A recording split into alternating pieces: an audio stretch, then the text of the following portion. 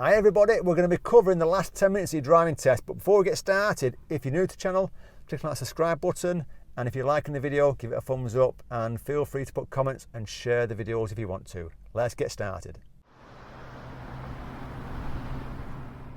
The last 10 minutes of your driving test is probably the least that you thought about, because prior to your driving test, you've prepared for months with your driving, you've got your stand up to what you want to do, you've done all your manoeuvres, you've watched countless videos on how to pass the driving test and what sort of things you're going to do before your driving test. This is somewhat unusual for you, because at this point, you're on your driving test and everything's going fine. You know, and the worst thing you can do is look at that time, because it's going to put you off. You've got to concentrate. And if you recognise that you've been out for a while, and you're thinking, well, I've been out for a while now, it can't be far before it finishes, then you've got to stay focused. Because if you don't, you're going to switch off. And if you switch off at the end, you're going to be so annoyed at yourself for doing something stupid. And I've seen it on the channel with loads of people putting comments about how they fell towards the end, the last few minutes. So it is important for you to stay focused and to realise, it's quite important to realise this, that you're going to get tired.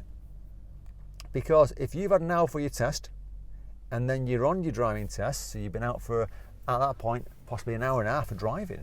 And if you're not used to being an hour and a half of intense driving, it's going to get you tired. It's going to get you tired. You're going to make some silly mistakes. Your body's going to get tired. Your head's going to get tired.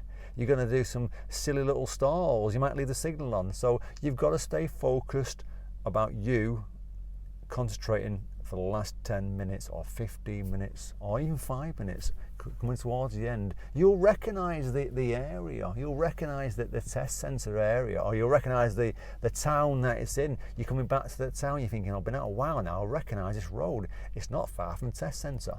So you've got to stay focused, because if you don't, you're going to switch off and do something stupid. And I've seen it time and time again. I even sat in the back of a test about a year back, and everything's going fine.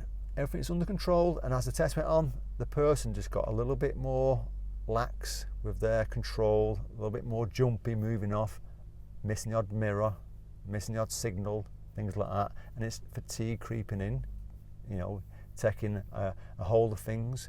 Or it could be the fact that you're switching off and you're at that point you're thinking, well, I've done everything that I can, I've done my manoeuvre, done some driving, I've been doing everything fine. The examiner's not marking anything down. In fact, they're chatting to me. So I'm doing everything fine at that point. So it's important for you to stay focused, because if you don't, you're going to switch off. And I'll give you another example. I've had people who've been on test routes and they've done a really good, easy test route. And I know it's an easy one, because they even said, it's the easiest test route I've ever had. Everything's going fine. And at the end, they just switched off. I've done something stupid. I went around the corner in fourth gear instead of second, and the car stalled on a turn, and I panicked at that point, and there's a car waiting for me, so I got serious for gears. So concentrate, because if you don't, you're going to come unstuck. So remember, how you start that test, you've got to finish like that. So if you started it, checking the mirrors, signalling, make sure I come to junctions, and checking that it's safe, keep doing that all the way through. Right? And if you're worried about your stamina levels dropping quite a lot because you've had an hour for your test and an hour and half an hour, then 40, you know, another 10 minutes before the end, if you're worried about that being too long, then you need to start thinking about this beforehand.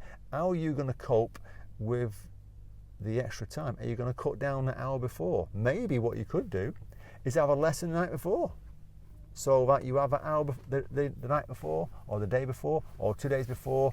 So when you meet up with your instructor or your family member, you just go driving to the test centre and taking the test. So you're not in the car that long. That sometimes works. I've had people do that, where they have hour lessons, and I know they're not going to last a 2 hour lesson, so I say to them straight away, let's not have an hour before your test, let's have a lesson the day before, go through all your manoeuvres, make sure everything's fine, and then all we're going to do is pick you up, drive to test centre and take your test. So they're only in the car about 20 minutes, if that. At that time, they've enough to warm up, they're in the car, they get back to test centre, 20 minutes have gone by, they're fresh, they're not tired, they'll last the hour, they'll last that full test at that point, and it works. That's one option. But if you're taking 2-hour lessons and you think you can manage without getting tired, then obviously do that. But still also remember, quite important this, if you're going to have a late night the night before, watching TV till 11 or 12, you're going to feel tired. And that extra pressure on the test is going to zap your energy pretty quickly. So get yourself a good night's sleep, and that'll help. You know, don't kind of stay up late, try to do loads of things the night before. Okay? Good luck on the test. I hope this quick video helps you. If it does, give it a thumbs up. Take care, and good luck on the test.